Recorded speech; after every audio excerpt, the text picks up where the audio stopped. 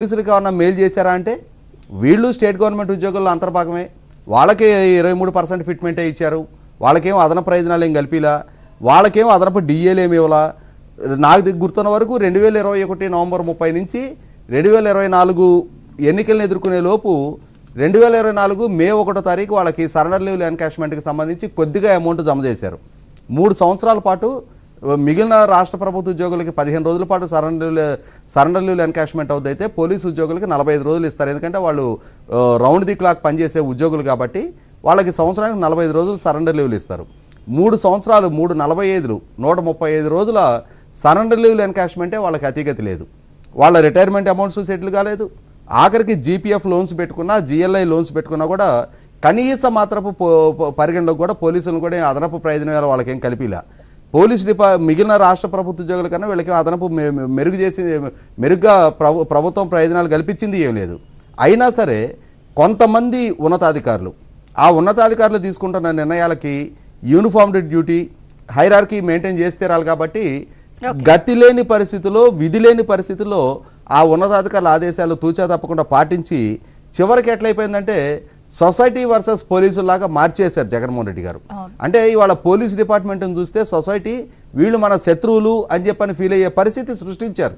వాస్తవంగా మనసు చంపుకొని చేసిన వాళ్ళు ఎక్కువ మంది వాళ్ళలో. తప్పని పరిస్థితిలో పైనుంచి వస్తున్న ఆదేశాలు కాబట్టి గత్యంతరం లేని పరిస్థితిలో పాటించిన ఆదేశాలే ఎక్కువ ఉన్నాయి. ఇవాళ ఇవన్నిటిని పరిగణలో తీసుకొని పోలీసులు కూడా అంటే వాళ్ళు వ్యక్తులే, వాళ్ళకి కుటుంబాలు ఉన్నాయి, వాళ్ళకి పిల్లల చదువుల దగ్గర నుంచి అన్నీ వాళ్ళు ఎదుర్కొనే సమస్యలు వాళ్ళకు ఉన్నాయి.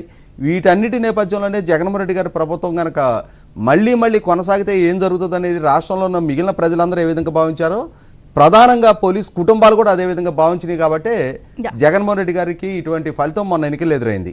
ఖచ్చితంగా జగన్మోహన్ రెడ్డి గారి ప్రభుత్వ హయాంలో అంటే పోలీస్ డిపార్ట్మెంట్ని వాడుకోవటం మీద చూపించిన శ్రద్ధ రెగ్యులర్ పోలీసుకి కానీ నేరాలు అరికట్టడానికి మీద కానీ వాళ్ళ కనీస మాత్రపు శ్రద్ధ కనపరచిన పర్యవసానమే ఇవాళ 46.8% క్రైమ్ రేట్ పెరిగింది 5 సంవత్సరాల కాలంలోనంటే. ఇవాళ మహిళల మీద, పిల్లల మీద జరుగుతున్న అఘాయిత్యాలు 84% నుంచి 152% దాకా పెరిగాయి అని అంటే ఖచ్చితంగా అది రాష్ట్ర బ్రాండింగ్ దెబ్బతీసే అంశం.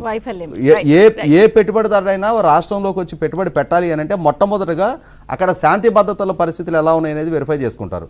ఇవాళ ఏ ఘనకార్యం ఇవాళ అంటే ఈ 5 సంవత్సరాల పోలీసింగ్ ఇవాళ రాష్ట్రంలో శాంతి భద్రతలను ఏ స్థాయికి చేర్చింది అనేది ఖచ్చితంగా అది ఒక అవమానకరమైన గణాంకాలు ఇవాళ మన కళ్ళ ముందు కనిపిస్తూ ఉన్నాయి. రైట్.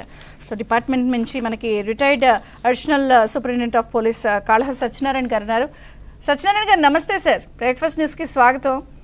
ఏంటి అసలు ఈ లెక్కలేంటి? ఇవన్నీ చూస్తుంటే పోలీస్ అండ్ పోలీసింగ్ ఇంత